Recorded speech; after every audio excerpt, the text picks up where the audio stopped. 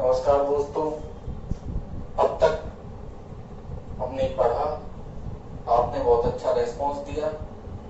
आगे भी आपके लिए लगातार ऑनलाइन क्लासेस उपलब्ध होती रहेंगी। आपकी जो समस्याएं हैं उनको हम सॉल्व करने की पूरी कोशिश कर रहे हैं। इसके अलावा नोट्स आपको वीडियो के लास्ट में मिल ही रहे हैं, तो उनकी आपको कोई ज्यादा टेंशन लेने की जरूरत नहीं है। नोट्स आपको डाले जा रहे हैं, वीडियो को पॉज करके आप लिख सकते हैं आराम से और पढ़ते रहिए। वीडियो के साथ साथ आपको नोट्स उपलब्ध होते रहेंगे। अब तक जो हमने पढ़ा उसमें हमने पढ़ा था परावर्तन के नियम तक। अब तक की जिन वीडियो में हमने पढ़ा था प्रकाश के बारे में, प्रकाश की पहली घटना परावर्तन के बारे में, फिर पढ़ा था परावर्तन के प्रकार और उसके बाद पढ़ा था परावर्तन के नियम। अब हम जो चालू करने वाले हैं वो है दर्पण। टॉपिक क्या है? दर्पण। इंग्लिश में बोलते हैं मिरर। अब दर्पण किसे कहते हैं? दर्पण तो आप सब जानते होंगे, बताने की जरूरत है नहीं। एक जो छोटा सा मेजर माइनर अंतर है वो मैं आपको बता रहा हूं कि दर्पण और कांच, बहुत से बच्चे कांच को दर्पण बोल देते हैं, दर्पण को कांच बोल देते हैं।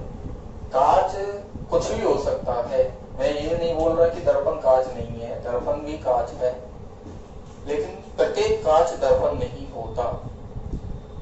कोई भी कांच दर्पण की भांति तभी काम करेगा जब उसके एक पृष्ठ पर परावर्तक पदार्थ की पॉलिश की जाएगी। तो दर्पण की सिंपल सी छोटी सी परिभाषा यही है कि जब कांच की पट्टिका पर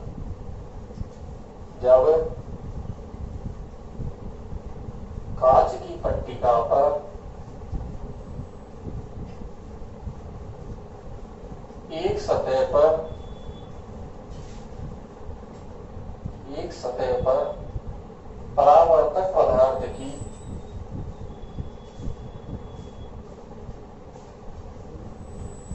पॉलिश की जाती है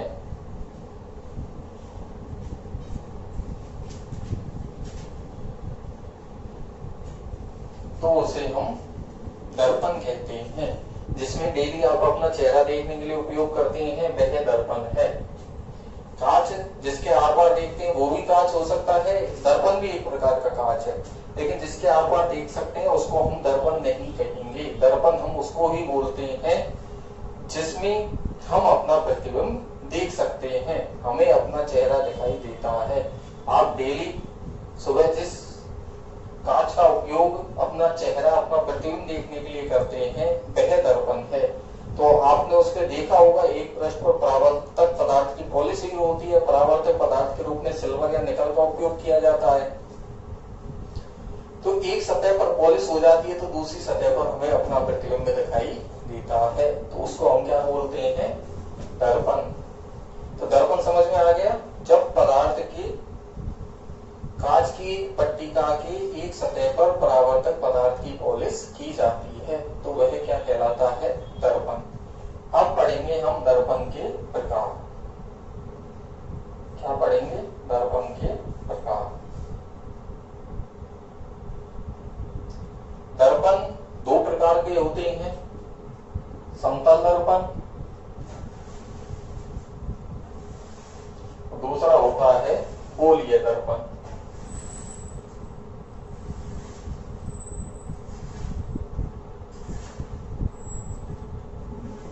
समतल दर्पण और गोलीय दर्पण।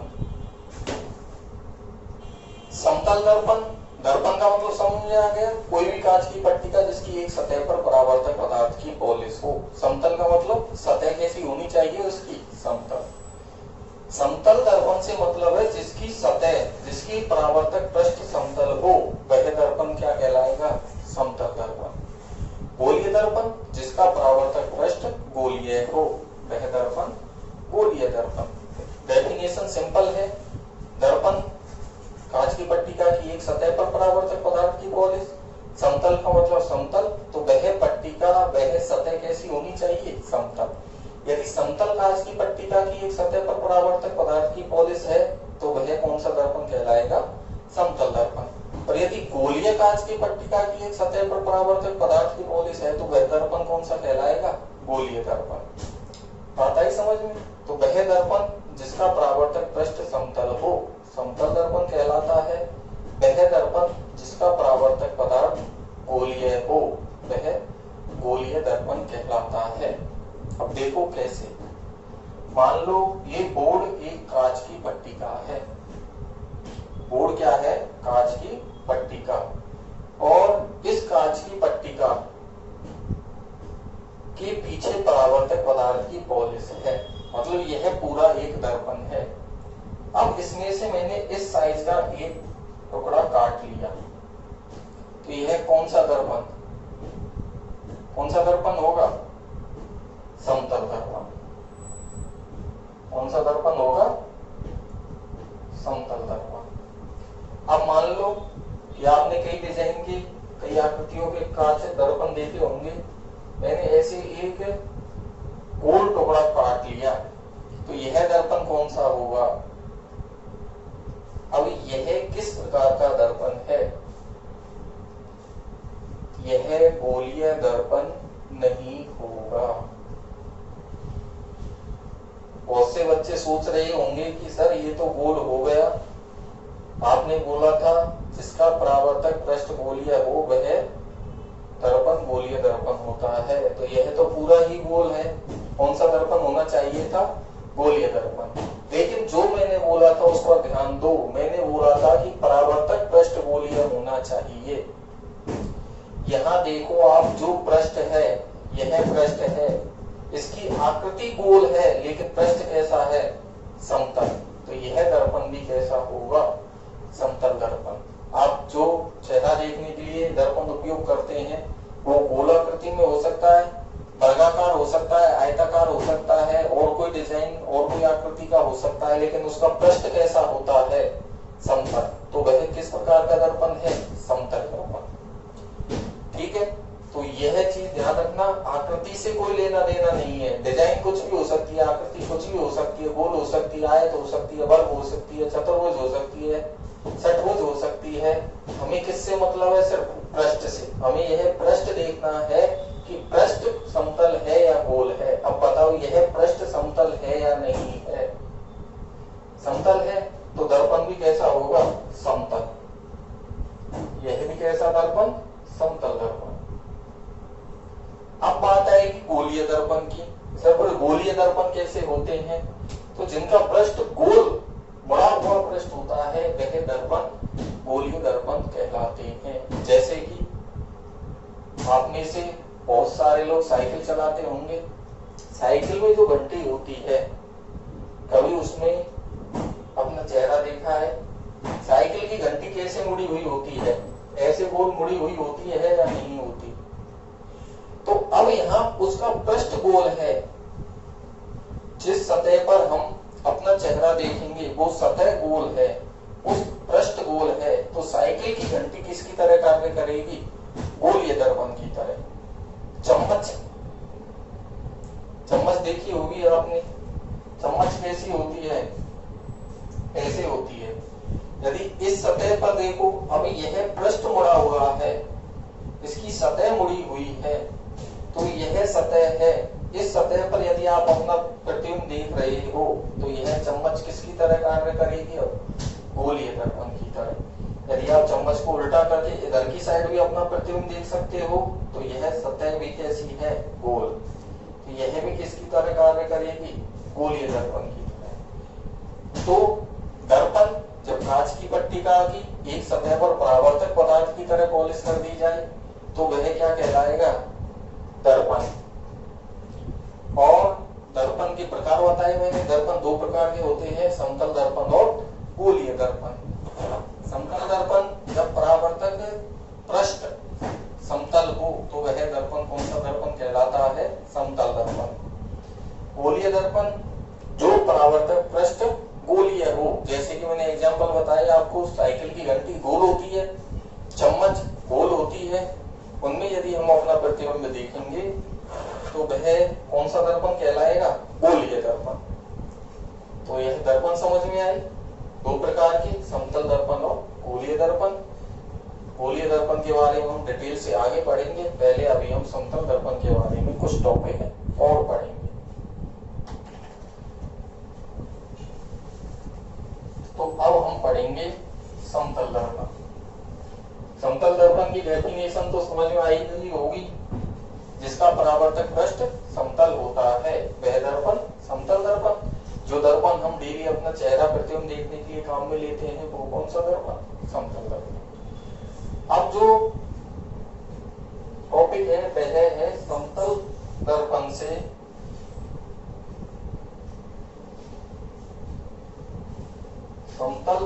से बनने वाले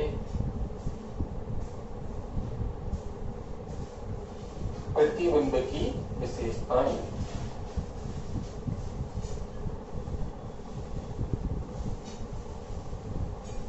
समतल दर्पण से बनने वाले प्रतिबिंब की विशेषताएं।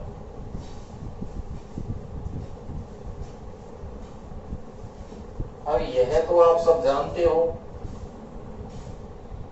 क्योंकि डेली अपना चेहरा आप समतल दर्पण में देखते हो और आपको चेहरा आपका कैसा दिखाई देता है यह तो आप सब जानते हैं। यह तो सिंपल है बिल्कुल। आप अपना चेहरा जब सुबह दर्पण में देखते हो तो वह समतल दर्पण है और उसमें आपका चेहरा कैसा दिखाई देता है वो उसकी विशेषताएं हैं, वो तो आप सब बता सकते हो। सबसे पहले जो बात आएगी वो बात आएगी आकार की। समतल दर्पण में बिंब और प्रतिबिंब का आकार समान बराबर दिखाई देता है। जब हम समतल दर्पण के सामने खड़े हैं, यदि मैं समतल दर्पण के सामने खड़ा हूं तो मुझे मेरा प्रतिबिंब मेरे आकार के बराबर आकार का दिखाई देगा। यदि हम किसी बच्चे को समतल दर्पण के सामने खड़ा करते हैं तो उसका प्रतिबिंब उसके आकार के बराबर दिखाई देगा। यदि डस्टर को समतल दर्पण में देखा जाएगा तो इसका प्रतिबिंब इसके आकार के बराबर ही दिखाई देगा। यदि मार्कर इसको देखा जाए तो इसका प्रतिबिंब इसके आकार के बराबर ही दिखाई देगा।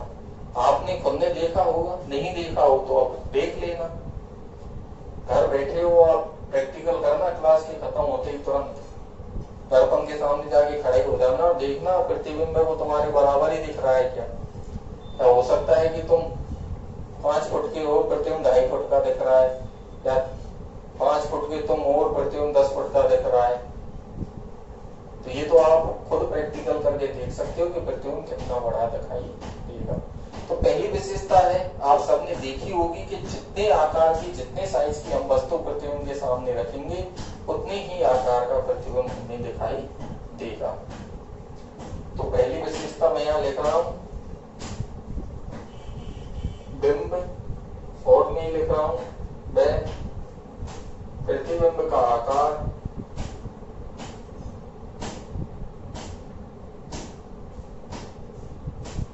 बराबर होता है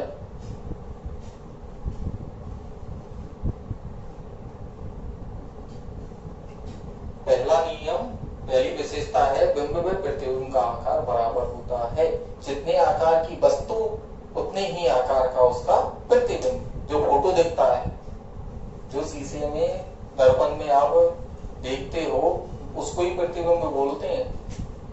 तो बिंब और प्रतिबिंब का आकार बराबर होता है। दूसरी विशेषता है कि वस्तु दर्पण से जितनी दूरी पर स्थित होती है उतनी ही दूरी पर प्रतिबिंब स्थित होता है। यह अब थोड़ा समझने की कोशिश करो। मान लो यह दर्पण है, यह दर्पण, इधर प्रतिबिंब दिख रहा है, इधर वस्तु है। यदि यह वस्तु दर्पण से इतनी दूरी पर है तो हमें प्रतिबिंब भी इतनी ही दूरी पर दिखाई देगा। लेकिन यदि हम इस वस्तु को बिल्कुल दर्पण से सटा के रख देंगे तो हमें प्रतिबिंब भी दर्पण से सटा हुआ नजर आएगा। यदि वस्तु की दूरी हम जैसे जैसे बढ़ाते जाएंगे दर्पण से, प्रतिबिंब भी वैसे वैसे ही दूर होता जाएगा। यह आप देखना, दर्पण के सामने खड़े होना, दर्पण के पास जाना, आपको महसूस होगा कि प्रतिबिंब भी दर्पण के पास आ रहा है। दूसरा, आप दर्पण के पास खड़े हो तो प्रतिबिंब भी पास होगा, जैसे जैसे आप दर्पण से दूर जाओगे वैसे वैसे प्रतिबिंब भी दूर जाता हुआ प्रतीत होगा। तो बिंब दूरी में प्रतिबिंब दूरी सदैव बराबर होती है।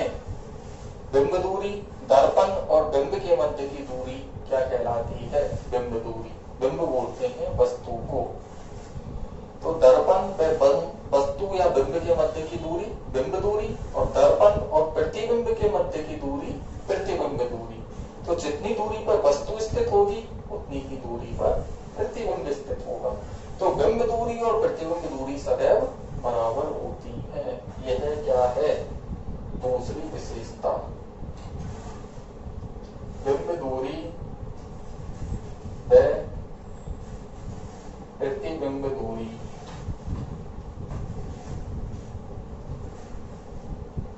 सदैव बराबर होती है।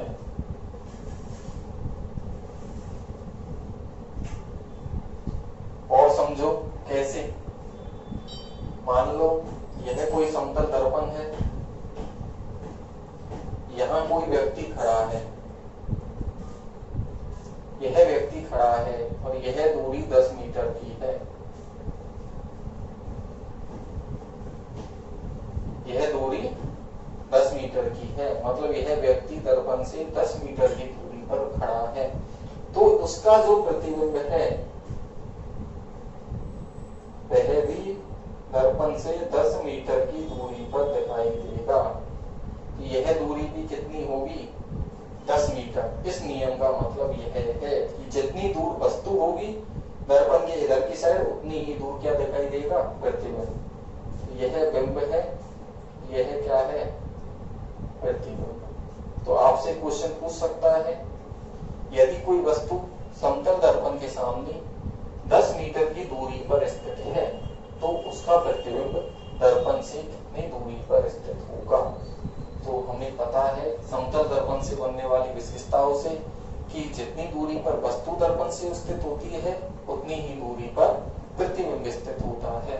तो यहाँ यदि वस्तु 10 मीटर की दूरी पर स्थित है तो प्रतिबिंब भी दर्पण से 10 मीटर की दूरी पर स्थित होगा। प्रॉब्लम कोई? वस्तु, यह दर्पण, दर्पण से वस्तु बिंब कितनी दूरी पर? 10 मीटर की दूरी पर। तो दर्पण के पीछे प्रतिबिंब भी कितनी दूरी पर? 10 मीटर की दूरी पर। तो यहाँ एक क्वेश्चन बनता है,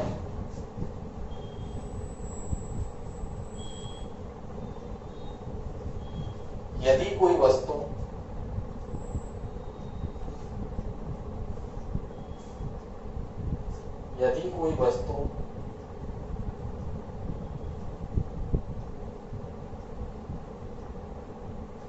समतल दर्पण से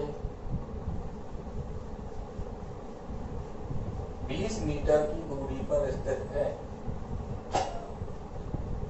20 मीटर की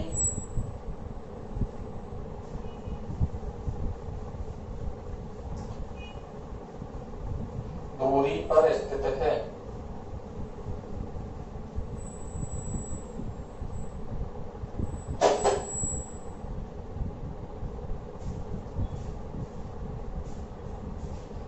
मीटर की दूरी पर स्थित है, तो वस्तु व प्रतिबिंब के मध्य की दूरी ज्ञात कीजिए। वस्तु व प्रतिबिंब के मध्य की दूरी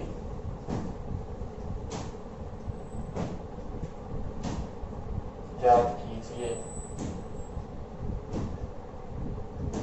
यह क्वेश्चन है कि यदि कोई वस्तु समतल दर्पण से 20 मीटर की दूरी पर स्थित है तो वस्तु व प्रतिबिंब के मध्य की दूरी ज्ञात कीजिए। तो क्या उत्तर होगा? मान लो ऑप्शन दे दिए 20 मीटर, बी दे दिया 10 मीटर, सी दे दिया 40 मीटर और डी दे दिया कोई नहीं।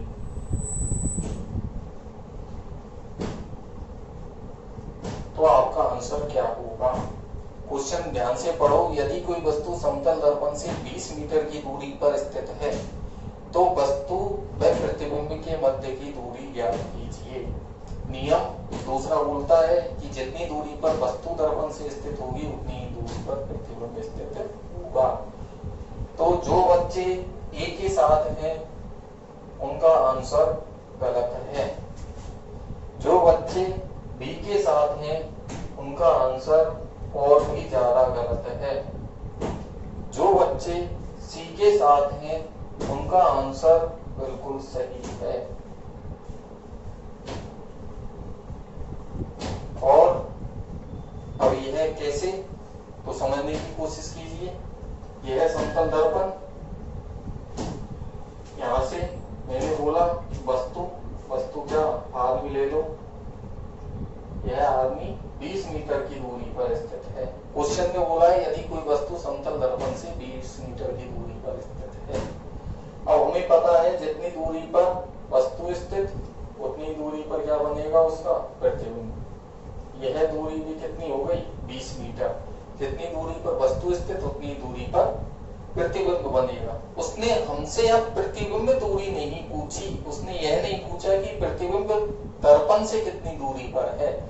तो 20 मीटर तो तब होता जब वह क्वेश्चन यह पूछता कि प्रतिबिंब दर्पण से कितनी दूरी पर है। अब उसने पूछा है कि वस्तु व प्रतिबिंब के मध्य दूरी कितनी है, तो यह वस्तु और यह प्रतिबिंब दोनों दूरी मिलकर कितनी होंगी 40 मीटर। तो सही आंसर सी है। इससे आगे अभी दो विशेषताएं रह रही हैं, उनको हम कल पढ़ेंगे। इन्हीं विशेषताओं को दोबारा चालू करेंगे। नंबर आपको पहली वीडियो में दिए हुए हैं, कोई भी समस्या हो आप पूछ सकते हो। और फिर इतना ही कहना चाहूंगा, घर रहो, सुरक्षित रहो और अपनी पढ़ाई पर ध्यान दो।